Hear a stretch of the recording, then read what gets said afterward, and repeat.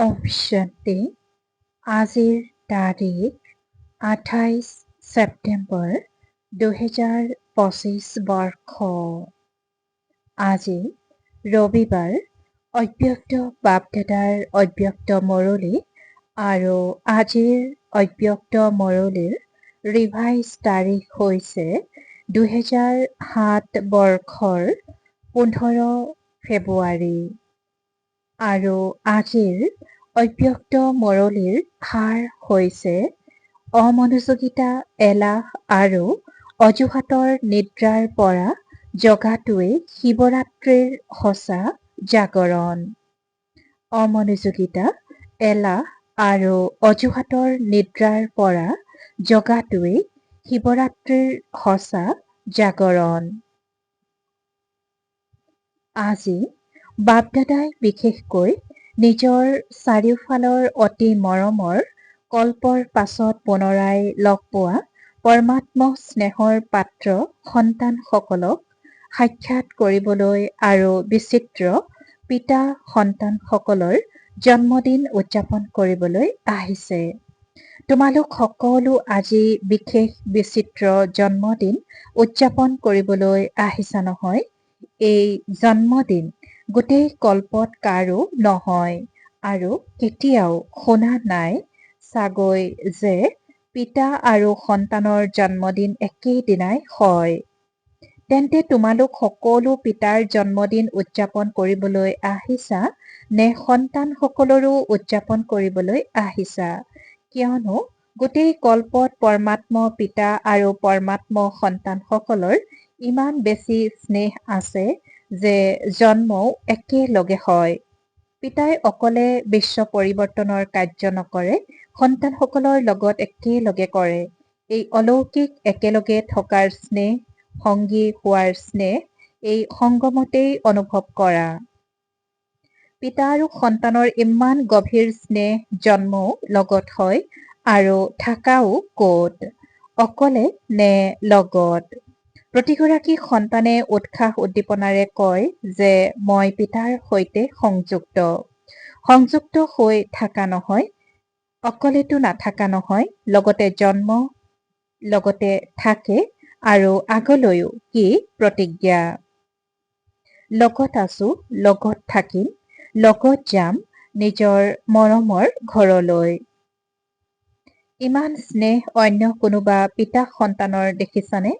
যিয়েই সন্তান নহওক, য'তেই নাথাকক, যেনেকুৱাই নহওক, কিন্তু লগত আছে আৰু লগতেই যাওঁতা। গতিকে এনেকুৱা এই বিচিত্ৰ আৰু স্নেহী জন্মদিন উদযাপন কৰিবলৈ আহিছা, লাগিলে সন্মুখত পালন কৰি আছা বা দেশ বিদেশত চাৰিওফালে একে সময়তে একেলগে পালন কৰি আছে। বাপদাদাই চাৰিওফালে চাই আছে যে কেনেকৈ সকলো সন্তানে উৎসাহ উদ্দীপনাৰে অন্তৰেৰে বাহ বাবা, বাহ বাবা, বাহ জন্মদিনৰ গীত গাই আছে। যদি বুটাম টিপে তেতিয়া চাৰিওফালৰ আৱাজ, অন্তৰৰ আৱাজ, উৎসাহ উদ্দীপনাৰ আৱাজ বাপদাদাৰ কাণত গুঞ্জৰিত হৈ যায়। বাপদাদাই সকলো সন্তানৰ উৎসাহ দেখি সন্তানসকলকো নিজৰ দিব্য জন্মৰ পদম পদম পদম গুণ অভিনন্দন জনাই আছে।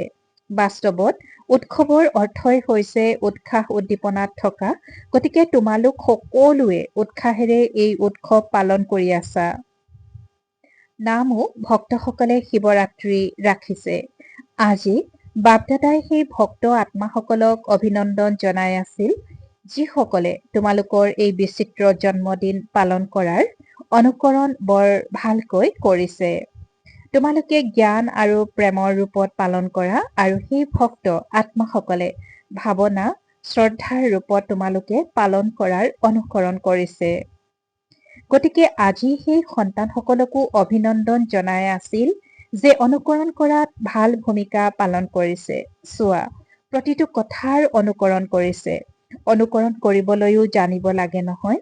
মুখ্য কথাটো এই দিনটোত ভক্তসকলেও ব্ৰত ৰাখে। তেওঁলোকে ব্ৰত খোৱা বোৱাৰ ৰাখে।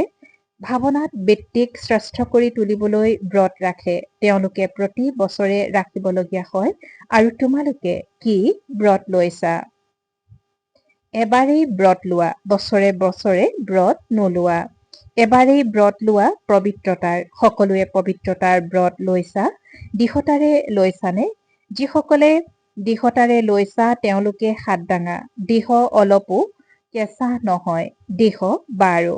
দ্বিতীয় প্ৰশ্নও আছে, বাৰু ব্ৰতটো লৈছা, অভিনন্দন। কিন্তু অপবিত্ৰতাৰ মুখ্য 5 সংগী ঠিক আছে নহয়? কান্ধ লৰোৱা, বাৰু 5টাৰ ব্ৰত লৈছানে নে 2-3টাৰ লৈছা? কিয়নো য'ত পবিত্ৰতা আছে ত'ত অংশ মাত্ৰও অপবিত্ৰতা থাকে তেতিয়া জানো সম্পূৰ্ণ পবিত্ৰ আত্মা বুলি কোৱা হ'ব? আৰু তোমালোক ব্ৰাহ্মণ আত্মাসকলৰতো পবিত্ৰতা ব্ৰাহ্মণ জন্মৰ সম্পত্তি, ব্যক্তিত্ব আভিজাত্য। সেয়েহে পৰীক্ষা কৰা যে মুখ্য পবিত্ৰতাৰ ওপৰততো মনোযোগ আছে, কিন্তু সম্পূৰ্ণ পবিত্ৰতাৰ কাৰণে আৰু যি সংগী আছে তাক ঢিলাকৈতো এৰি দিয়া নাই। সৰুটোলৈ মৰম ৰাখিছা আৰু ডাঙৰটোক ঠিক কৰিছা। তেন্তে কি পিতাই ৰেহাই দিছে জানো যে আৰু যি 4টা আছে সেইকেইটাক লাগিলে সংগী কৰি লোৱা? পবিত্ৰতা কেৱল ব্ৰহ্মচাৰ্য কোৱা নহয়, কিন্তু ব্ৰহ্মচাৰ্যৰ লগতে ব্ৰহ্মচাৰী হোৱা অৰ্থাৎ পবিত্ৰতাৰ ব্ৰত পালন কৰা। পিতাই আজি কৈছে পবিত্ৰতা কেৱল ব্ৰহ্মচৰ্য কোৱা নহয়, কিন্তু ব্ৰহ্মচৰ্যৰ লগতে ব্ৰহ্মচাৰী হোৱা অৰ্থাৎ পবিত্ৰতাৰ ব্ৰত পালন কৰা। কোনো সন্তানে বাৰ্তালাপত কয়, বাৰ্তালাপটো সকলোৱে কৰে নহয়, তেতিয়া বহুত মিঠা মিঠা কথা কয়। কয়, বাবা মুখ্যটোৰ ক্ষেত্ৰততো ভালেই, বাকী সৰু সৰু এনেই কেতিয়াবা মনৰ সংকল্পত আহি যায়। মনত আহে, বাণীত নাহে, আৰু মনকটো কোনেও দেখা নাপায়। আৰু কিছুমানে আকৌ কয় যে সৰু সৰু ল'ৰা ছোৱালীলৈ স্নেহ থাকে নহয়, গতিকে এই 4টালৈ স্নেহ হৈ যায়, ক্ৰোধ আহি যায়, মোহ আহি যায়, নিবিচাৰো আহি যায়। বাপ দাদাই কয় যদি কোনোবাটো আহি যায় তেনেহলে দুৱাৰ খোলা আছে, সেয়েহে আহি যায় নহয়। তেন্তে দুৱাৰ কিয় খোলা আছে? দুৰ্বলতাৰ দুৱাৰ খোলা আছে, তেন্তে দুৰ্বলতাৰ দুৱাৰ খোলা অৰ্থাৎ আহ্বান জনোৱা। গতিকে আজিৰ দিনটোত পিতাৰ আৰু নিজৰ জন্মদিনতো পালন কৰি আছা। কিন্তু যিসকলে জন্ম হওঁতেই ব্ৰতৰ প্ৰতিজ্ঞা কৰিছে, সৰ্বপ্ৰথম বৰদান পিতাই কি দিছে স্মৃতিত আছেনে? জন্মদিনৰ বৰদান স্মৃতিত আছেনে? কি দিছে? পবিত্ৰতা হোৱা আৰু যোগী হোৱা। সকলোৰে বৰদান স্মৃতিত আছে নহয়? স্মৃতিত আছে, পাহৰিতো যোৱা নাই। পবিত্ৰ হোৱাৰ বৰদান এটাৰ দিয়া নাই, 5টাৰেই দিছে। তেন্তে আজি বাপ দাদাই কি বিচাৰে? জন্মদিন উদযাপন কৰিবলৈ আহিছা, পিতাৰো উদযাপন কৰিবলৈ আহিছা নহয়? শিৱৰাত্ৰি উদযাপন কৰিবলৈ আহিছা, তেন্তে জন্মদিনৰ উপহাৰ আনিছা নে খালী হাতে আহিছা? 70 বছৰ অৰ্থাৎ বৰ্তমান 89 বছৰ স্থাপনাৰ সমাপ্ত হৈ গৈছে। সৃষ্টিত পিতাই কৈছে যে শিৱৰাত্ৰি উদযাপন কৰিবলৈ আহিছা, তেন্তে জন্মদিনৰ উপহাৰ আনিছা নে খালী হাতে আহিছা?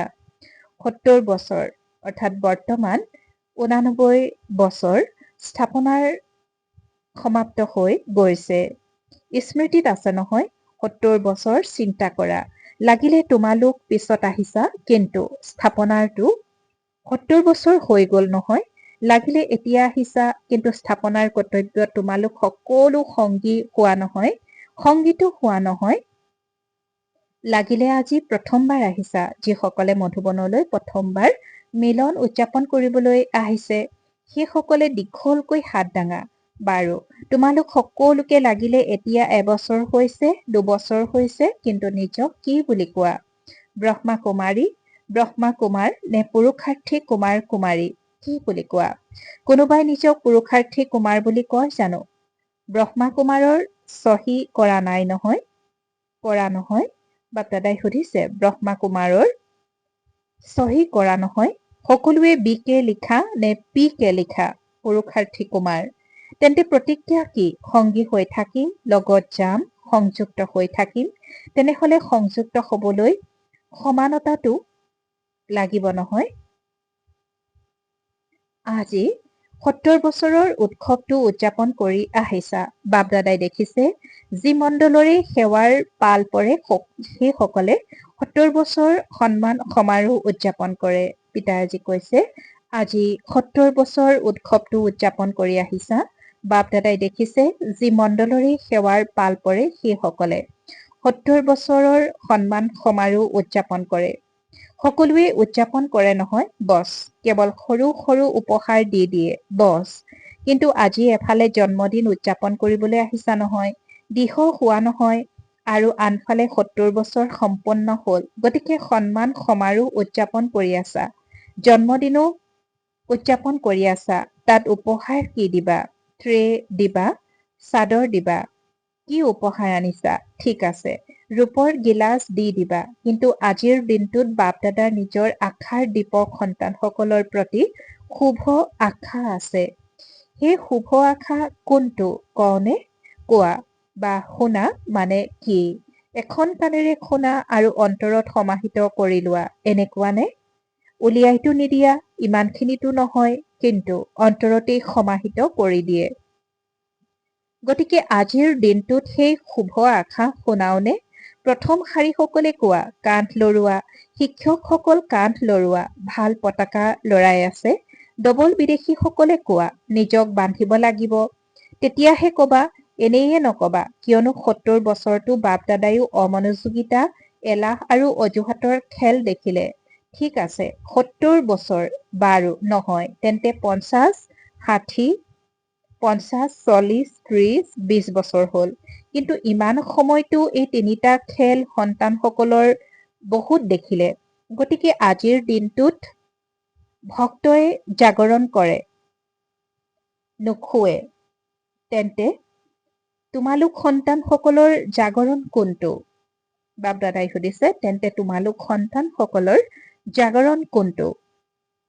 কোনটো টোপনিত বাৰে বাৰে শুই যোৱা, এলাহবোধ, অলসতা আৰু অজুহাতৰ নিদ্ৰাত আৰামেৰে শুই যোৱা। সেয়েহে আজি বাপ দাদাই এই তিনিটা কথাৰ সকলো সময়ত জাগৰণ চাবলৈ বিচাৰে। যেতিয়াই চোৱা, ক্ৰোধ আহে, অভিমান আহে, লোভ আহে। কাৰণ কি বুলি কয়? বাপ দাদাই এটা ট্ৰেডমাৰ্ক দেখিবলৈ পায়। যেতিয়া কিবা পৰিস্থিতি আহে তেতিয়া কি কয়? এয়াতো হয়েই, গম নাপাওঁ কোনে কৰালে, কিন্তু শব্দ এইটোৱে কয়, এয়াতো হৈয়ে থাকে, এয়াতো চলেই, এয়া জানো কিবা নতুন কথা? এয়াতো হৈয়ে থাকে, এয়া কি অমনোযোগিতা নহয়নে?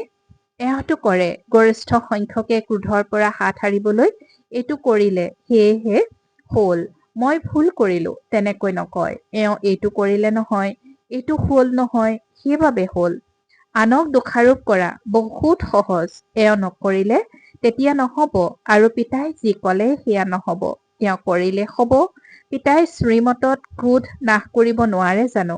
আজিকালি ক্ৰোধৰ সন্তান প্ৰভুত্বও বিভিন্ন প্ৰকাৰৰ। তেন্তে আজি চাৰিওটাৰে ব্ৰত লবানে? যেনেকৈ প্ৰথম কথাটিৰ দৃঢ় সংকল্প বিশেষভাৱে গৰিষ্ঠ সংখ্যকে কৰিছে, তেনেকৈ চাৰিওটাৰেও সংকল্প কৰিব। এইটো অজুহাত নেদেখুৱাবা, এওঁ এইটো কৰিলে সেইবাবে মোৰ হ'ল, আৰু পিতাই যিটো বাৰে বাৰে কয় সেয়া স্মৃতিত নাই। তেওঁ যি কৰিলে সেয়া স্মৃতিত আহি গল। তেন্তে এয়া অজুহাত দেখুওৱা হ'ল নহয়। গতিকে আজি বাপ দাদাই জন্মদিনৰ উপহাৰ বিচাৰিছে। এই তিনিটা কথা যিয়ে চাৰিওটাকে দুৰ্বল কৰি দিয়ে। সংস্কাৰৰ সন্মুখীনটো হবই লাগিব। সংস্কাৰৰ সন্মুখীন নহয়, এয়া হৈছে কাকত, এটা জন্মৰ পঢ়া আৰু গোটেই কল্পৰ প্ৰাপ্তি, আধা কল্প ৰাজ্যভাগ্য, আধা কল্প পূজ্য, গোটেই কল্পৰ এটা জন্মতেই প্ৰাপ্তি, সেয়াও চুটি জন্ম, পুৰা জন্ম নহয়, চুটি জন্ম। তেন্তে সাহস আছেনে? যিসকলে ভাবিছা সাহস নিশ্চয় ৰাখিম, এনেয়ে পুৰুষাৰ্থ নকৰো, মনোযোগ দিম, কৰিম নহয়। সৰু ল'ৰা নহয়, 70 বছৰ, বৰ্তমান 89 বছৰ পূৰ্ণ হৈ আছে। সেয়াতো 3-4 মহীয়া সন্তানে কৰিম কৰে। তেনেহলে তোমালোক পিতাৰ সংগী হোৱা নহয়, বিশ্ব কল্যাণকাৰী হোৱা। সেয়াতো 70 বছৰ পূৰ্ণ হৈ আছে। বাপ দাদাই হাত দাঙিবলৈ কোৱা নাই, কিয়নো বাপ দাদাই দেখিছে হাত দাঙিও কেতিয়াবা অমনোযোগী হৈ যায়। তেন্তে কি ভাবিছা যে যিয়েই নহওক পাহাৰ সদৃশ কাকটো আহক, কিন্তু পাহাৰক কপাহ কৰি দিম। পিতাই আজি কৈছে যেনে তেন্তে কি ভাবিছা যে যিয়েই নহওক, তেন্তে কি ভাবিছা যে যিয়েই নহওক পাহাৰ সদৃশ কাকতটো আহক, কিন্তু পাহাৰক কপাহ কৰি দিম। এনেকুৱা দৃঢ় সংকল্প কৰাৰ সাহস আছেনে? বাপ দাদাই সুধিছে। এনেকুৱা দৃঢ় সংকল্প কৰাৰ সাহস আছেনে? কিয়নো সংকল্প বৰ ভাল কৰা, যি সময়ত সংকল্প কৰা বাপ দাদাও আনন্দিত হয়। কিন্তু হয় কি 70 বছৰটো ঢিলাই দিলা, কিন্তু বাপ দাদাই দেখি আছে যে সময়ৰ কোনো ভৰসা নাই আৰু এই জ্ঞানৰ আধাৰত পুৰুষাৰ্থৰ প্ৰতিটো কথাত বহুকালৰ হিচাপ আছে। বাৰু এতিয়াই কৰি ল'বা, কিন্তু বহুকালৰ হিচাপ আছে, কিয়নো প্ৰাপ্তি প্ৰত্যেকেই কি বিচাৰে। এতিয়া হাত দাঙা। কোনোবা ৰাম সীতা হবা নেকি? যিসকলে ৰাম সীতা হবলৈ বিচাৰে সেইসকলে হাত দাঙা, ৰাজ্যপদ পাবা। কেইজনমানে হাত দাঙি আছে। ৰাম সীতা হবানে? লক্ষ্মী নাৰায়ণ নোহোৱা নেকি? ডবল বিদেশীসকলৰ কোনোবাই হাত দাঙিছে নেকি? কোনো নাই। যিহেতু বহুকালৰ ভাগ্য প্ৰাপ্ত কৰিব বিচৰা, লক্ষ্মী নাৰায়ণ হোৱা অৰ্থাৎ বহুকালৰ ৰাজ্য ভাগ্য প্ৰাপ্ত কৰা, গতিকে বহুকালৰ প্ৰাপ্তি। তেন্তে প্ৰত্যেক কথাতেই বহুকালটো লাগে নহয়। এতিয়া 63 জন্মৰ বহুকালৰ সংস্কাৰ আছে তেনেকৈ কোৱা নহয়। মোৰ ভাৱ নাই, ভাৱনা নাই, সংস্কাৰ আছে 63 জন্মৰ। তেন্তে বহুকালৰ হিচাপ হল নহয়। সেইবাবে বাপ দাদাই এইটো বিচাৰে যে সংকল্পত দৃঢ়তা থাকক। দৃঢ়তাৰেই অভাৱ হৈ যাব। চলিবলৈ দিয়া। কোন হৈছেনো? আৰু এটাটো বহুত ভাল কথা সকলোৱে কয়। বাপ দাদাই কথাবোৰ টুকি থৈছে, নিজৰ সাহস নাথাকিলে তেতিয়া কয় মহাৰথীয়েও এনেকুৱা কৰে, মই কৰিলো, তাতে কি হল? কিন্তু বাপ দাদাই সোধে যে যি সময়ত মহাৰথীয়ে ভুল কৰে সেই সময়ত মহাৰথী হয় জানো? তেন্তে মহাৰথীৰ নাম কিয় বদনাম কৰিছা? সেই সময়ত তেওঁ মহাৰথী নহয়েই। গতিকে মহাৰথী বুলি কৈ নিজক দুৰ্বল কৰা এয়া হৈছে নিজক প্ৰতাৰণা কৰা। আনক চোৱা সহজ, নিজক চাবলৈ অলপ সাহস লাগে। বাপ দাদাই কৈছে নিজক চাবলৈ অলপ সাহস লাগে। গতিকে আজি বাপ দাদা হিচাপৰ কিতাপ শেষ কৰাৰ উপহাৰ লবলৈ আহিছে। দুৰ্বলতা আৰু অজুহাতৰ হিচাপ নিকাচ তাৰো বহুত ডাঙৰ কিতাপ, তাক নাশ কৰিব লাগে। তেন্তে প্ৰত্যেকেই যিসকলে ভাবিছা মই কৰি দেখুৱাম, কৰিবই লাগিব, নতশিৰ হবই লাগিব, সলনি হবই লাগিব, পৰিৱৰ্তন মহোৎসৱ পালন কৰিবই লাগিব, যিসকলে ভাবিছা সংকল্প কৰিম তেওঁলোকে হাত দাঙা। দৃঢ় নে গতানুগতিক? গতানুগতিক সংকল্পও থাকে আৰু দৃঢ় সংকল্পও থাকে। তেন্তে তোমালোক সকলোৱে দৃঢ় সংকল্প লৈছানে? মধুবনৰ সকলে দীঘলকৈ হাত দাঙা। ইয়াত সন্মুখত মধুবনৰ সকল বহে। বহুত ওচৰত বহাৰ সুযোগ আছে। প্ৰথম আসন মধুবনৰ সকলে পাই বাপ দাদা আনন্দিত হৈছে। প্ৰথমত বহিছা, প্ৰথম হৈ থাকিবা। তেন্তে আজিৰ উপহাৰটো সুন্দৰ হল নহয়? বাপ দাদাও আনন্দিত হৈছে, কিয়নো তোমালোক অকলে নোহোৱা। তোমালোকৰ পিছত তোমালোকৰ ৰাজধানীত তোমালোকৰ অভিজাত পৰিয়াল, তোমালোকৰ অভিজাত প্ৰজা, আকৌ দাপৰৰ পৰা তোমালোকৰ ভক্ত, হতু ৰজু তমোগুণী 3 প্ৰকাৰৰ ভক্ত তোমালোকৰ পিছত দীঘল শাৰী। যিটো তোমালোকে কৰিবা সেয়া তোমালোকৰ পিছৰ সকলে কৰে। তোমালোকে অজুহাত দেখুৱালে তেতিয়া ভক্তসকলেও বহুত অজুহাত দেখুৱায়। বাপ দাদাই কৈছে যে তোমালোকে অজুহাত দেখুৱালে তেতিয়া ভক্তসকলেও বহুত অজুহাত দেখুৱায়। এতিয়া ব্ৰাহ্মণ পৰিয়ালেও তোমালোকক দেখি ওলোটা অনুকৰণ কৰাতকৈ পাকৈত হয় নহয়? সেয়েহে এতিয়া দৃঢ় সংকল্প কৰা। সংস্কাৰৰ বিৰোধ থাকিব, স্বভাৱৰ মতভেদ হব। তৃতীয় কথা দুৰ্বলতাৰ হয়। কোনোবাই কাৰোবাৰ বাবে মিছা কথা কৈ দিলে তেতিয়া বহুত সন্তানে কয় মোৰ বেছি ক্ৰোধ আহে মিছাহ কলে। কিন্তু সত্য পিতাৰ দ্বাৰা সত্য নিৰূপণ কৰিলানে? সত্য পিতা তোমালোকৰ লগত। তেন্তে গোটেই মিছা জগতখন এফালে আৰু এক পিতা তোমালোকৰ লগত। বিজয় তোমালোকৰ নিশ্চিত হৈয়ে আছে। কোনেও তোমালোকক বিচলিত কৰিব নোৱাৰে, কিয়নো পিতা তোমালোকৰ লগত আছে। মিছা বুলি কৈ আছে, তেন্তে মিছাক মিছাই হৈ থাকিব দিয়াচোন। বৃদ্ধি কিয় কৰা? গতিকে পিতাৰ অজুহাত ভাল নালাগে। এইটো হ'ল, এইটো হ'ল, এইটো হ'ল, এইটোৰ গীত এতিয়া সমাপ্ত হ'ব লাগে। ভাল হ'ল, ভাল হ'ব, ভালেই থাকিম, সকলোকে ভাল কৰিম, ভালৰ গীত গোৱা। তেন্তে পচন্দ হৈছেনে? পচন্দ হৈছেনে? অজুহাত সমাপ্ত কৰিবানে? দুয়োখন হাত দাঙা। হয়, ভালকৈ লৰোৱা। বাৰু, চাই থকাবোৰেও হাত লৰাই আছে। যিফালেই চাই আছা হাত লৰোৱা।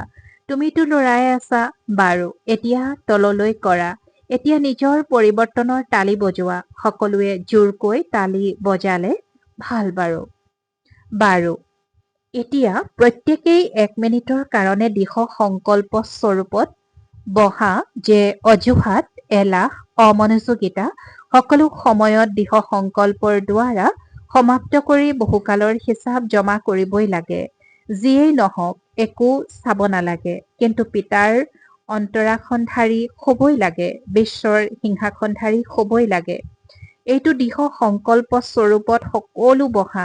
বাৰু, চাৰিওফালৰ সদায় উৎসাহ উদ্দীপনাৰ অনুভৱত থাকোতা, সদায় দৃঢ়তা সফলতাৰ চাবিক কাৰ্যত প্ৰয়োগ কৰোতা, সদায় পিতাৰ লগত আৰু প্ৰতিটো কাৰ্যত সংগী হৈ থাকোতা, সদায় এজনৰ নাম লওঁতা আৰু মিতব্যয়ী একাগ্ৰতা স্বৰূপত আগলৈ উৰি থাকোতা, বাপ দাদাৰ অতি মৰমৰ কল্পৰ পাছত পুনৰাই মিলিত হোৱা বিশেষ সন্তানসকলক বাপ দাদাৰ স্নেহপূৰ্ণ স্মৰণ আৰু নমস্কাৰ।